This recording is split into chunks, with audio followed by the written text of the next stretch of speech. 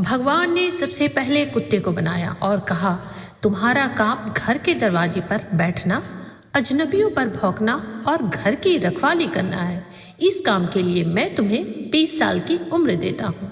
कुत्ता उदास होकर बोला, प्रभु, पूरी जिंदगी सिर्फ भौंकना और रखवाली करना, 20 साल तो बहुत ज़्यादा है। मुझे इतनी लंबी उम्र नहीं चाहिए, आप इसमें से 10 साल कम कर दीजिए।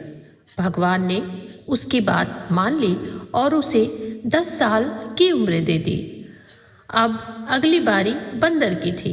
भगवान ने उससे कहा, तुम्हारा काम एक डाल से दूसरी डाल पर कूदना, कलाबाजियाँ दिखाना और लोगों का मनोरंजन करना होगा।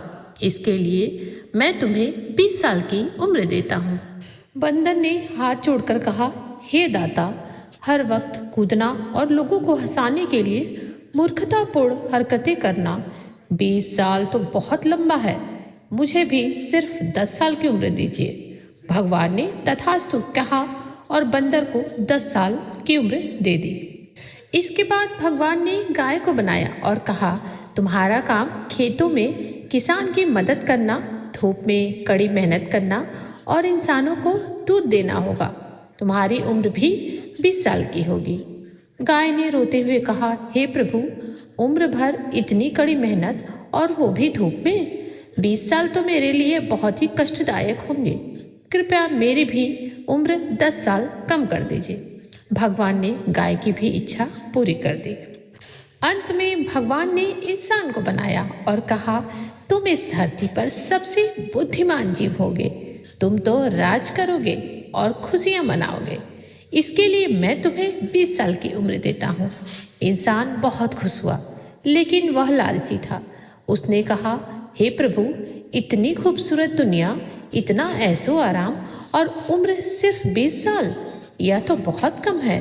कृपया मुझे थोड़ी और उम्र दीजिए। भगवान ने कहा, मेरे पास अब तो देने के लिए और उम्र नहीं बची है। तब इंसान ने दिमाग लगाया और कहा, हे प्रभु, कुत्ते, बंदर और गाय ने जो अपने हिस्से के 10-10 साल, कुल 30 साल छोड़े हैं, क्या वो आप मुझे दे सकते हैं? भगवान ने कहा, ठीक है, जैसे तुम्हारी इच्छा। इंसान ने दूसरों की उम्र तो मांग ली, लेकिन उसके साथ उनका स्वभाव और परिस्थितियां भी उसके हिस्से में आ गई। इसी वजह से इंसान की 50 साल की जिंदगी कुछ इस तरह से गुजरती है। शुरुआती 20 साल यह इंसान की असली उम्र होती है। इसमें वह खेलता है, कूदता है, पढ़ाई करता है, सपने देखता है और आज़ादी से अपनी जिंदगी का आनंद लेता है। अगले 10 साल इंसान की शादी होती है, परिवार की जिम्मेदारियां आती है। वह गाय की तरह दिन रात अपने परिवार को पालने के लिए कड़ी मेहनत करता है और बोझ उठाता है।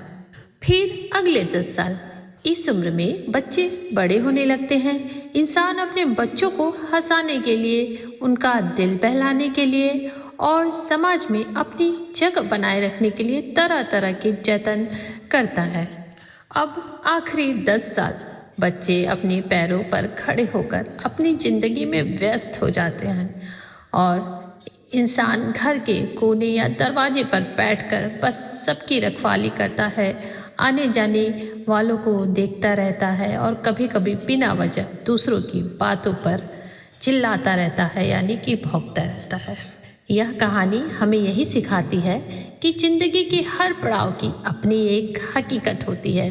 समझदारी इसी में है कि जब आप गाय या कुत्ते वाले पड़ाव पर भी हों, तब भी अपनी इंसान वाली बुद्धि को कभी न खोएं और हर परिस्थिति को मुस्कुराकर स्वीकार करें।